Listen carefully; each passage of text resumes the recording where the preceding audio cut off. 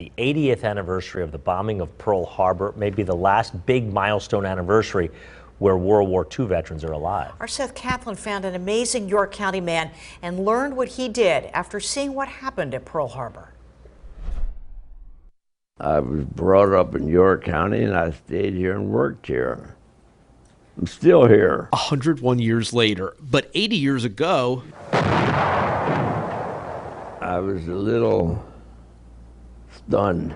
America was at war. Leroy Krebs, Rick as friends call him, remembers hearing President Franklin Delano Roosevelt on the radio that day. A date which will live in infamy. Because it sounded like he meant business, and we did mean business. Including Leroy Krebs himself, he enlisted in the Air Force the very next day. First stop, basic training in California. That was at Santa Ana.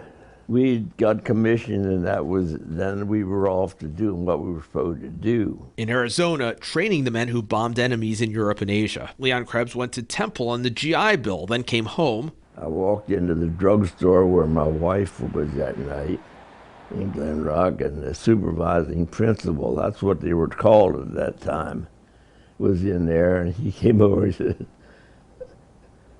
"Rick, would you like to work for me?"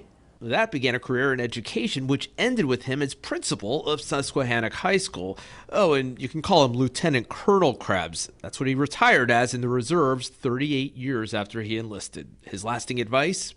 You do the best job that you can, no matter whether you're in the military or civilian life. It's your country. Make it better. Seth Kaplan, ABC 27 News.